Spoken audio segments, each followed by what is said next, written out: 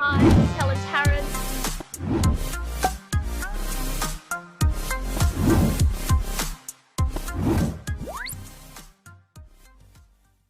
Welcome to another episode of Commercial Property Roadshow. You're here with Helen Tarrant, and today I'm actually going to cover what could possibly go wrong or the downside of commercial property and how you can safely combat that. You see, lots and lots of people talk about commercial property right now and how it's the hottest thing and we should definitely be getting into that property, but no one talks to you about the downside. And because I'm keeping it real, I'm actually going to be out there telling you about the pros and cons of commercial property. I'm going to talk about all the downsides. So today, and this is not about being negative, it is actually about being truthful. So today we're going to talk about the downside of commercial property. So the number one thing downside about commercial property, it is about being able to combat vacancies. So the sooner and the better, and the plan that you have about combating vacancies is the fastest way for you to be able to get a secure commercial property. Number two, be creative. So look at versatility, look at creativity for your commercial property, how you can change around the strategies for use for that commercial property, and how you can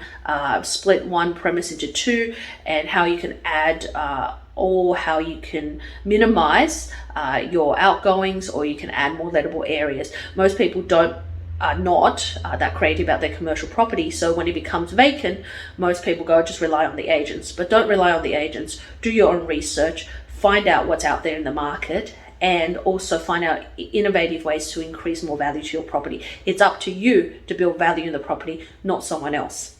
And three is that people don't take a project management approach to their commercial property. They want to buy, set and forget property, and when they buy, set and forget property, they just go, well, you know what? I don't have to ever worry about it. But you should really look at your property as a project, so a timeline. So if you bought a property and it has a 2-year lease on it, then mark it in your diary that in 18 months you communicate with the tenant about increasing their lease.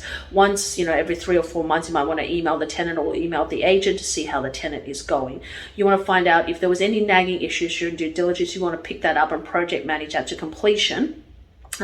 While you are, while you have this property, because it's all actually about you and about making sure that property becomes a great property in the future. So that's really up to you. The number three thing that people don't look at in commercial property is really they've failed to manage that property properly, or they get the wrong property managers and they don't change in time, because property managers do change. A lot of them are waiting rooms for them to become sales managers or sales rather than property management. So once the property manager leaves, they don't change the management in time. So then they end up with bad management and everyone end up leaving, and then they end up fixing a mess. So that's the kind of mistakes we've made before, and I don't want you to make that in your commercial property journey. So reach out to us for some expert opinion if you needed it, especially in property management as well.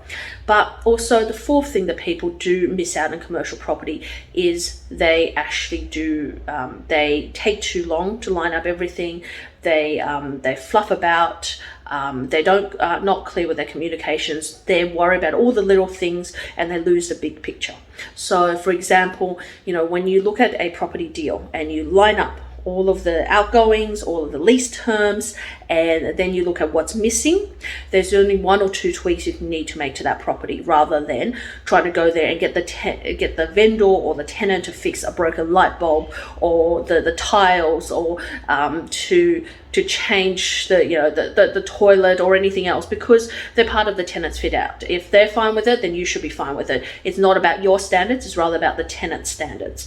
And of course compliance is an issue, and as every commercial property you should take care of the compliance. But the main thing is, don't drive a deal so hard that you end up losing it because you're trying to get them to fix up every small tile and every little thing, where it's the big picture that matters. So if the roof is an issue, replace the roof. If the gutters, replace the gutters. Downpipes, do those. If there is a tile that's broken, some cracks in the pavement because you've got trucks coming through, that's part and parcel of wear and tear. So you've got to be really, really careful on that. And most of the time, the disaster happened is because you either did not drive a hard enough bargain, or you drove too hard a bargain and you end up losing the property.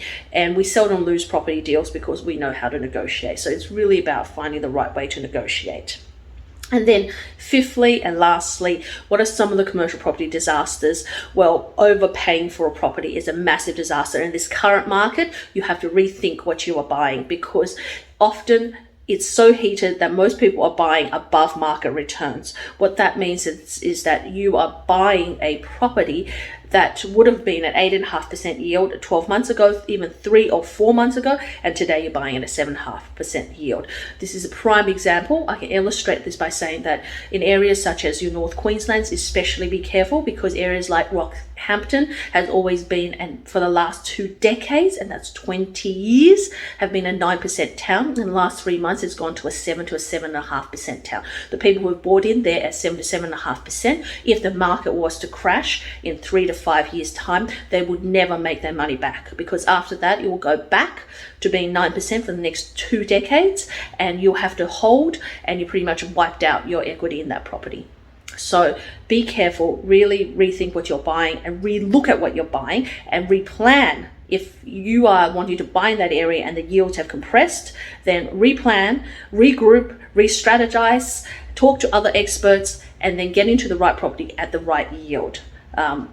And that may be buying a property that's not quite right, fixing it up so that you can get the right returns. And also, by the way, that kind of yield compression that I'm talking about have happened in Brisbane, has happened in Toowoomba, has happened in Townsville, has happened up in Cairns as well. So please, if you are looking at a property, look at what the return was 12 months ago, be realistic of how it's compressed, look ahead in the future in the next 3 to 5 years, because one of the biggest disasters, one of the biggest things you're going to be able to face, and is that you are going to overpay for a property in this current market.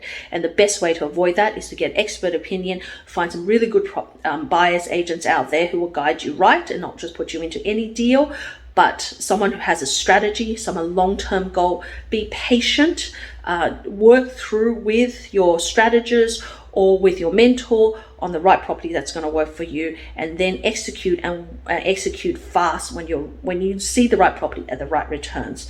And I know that while it's a heated market, you want to be going into the frenzy, but there's no point paying for it later on 3 or 5 years down the track. So remember my 5 points on the disasters you can make for commercial property and the downsides in commercial property, and that how with a strategy you can combat it. But remember, I'm here to help you. I'm here to guide you through it. Join my Facebook group. You see a link below, and also reach out to me at helentarrant.com, or reach out to me via email at helen@commercialpropertycashflow.com.au, and we'll jump on a strategy call and we can work out exactly what you want, and we can help you on that journey through our buyer's agency, through our education, and through our group deals as well. So until next time, keep hunting, and I look forward to sharing with you more information on commercial property. Bye for now.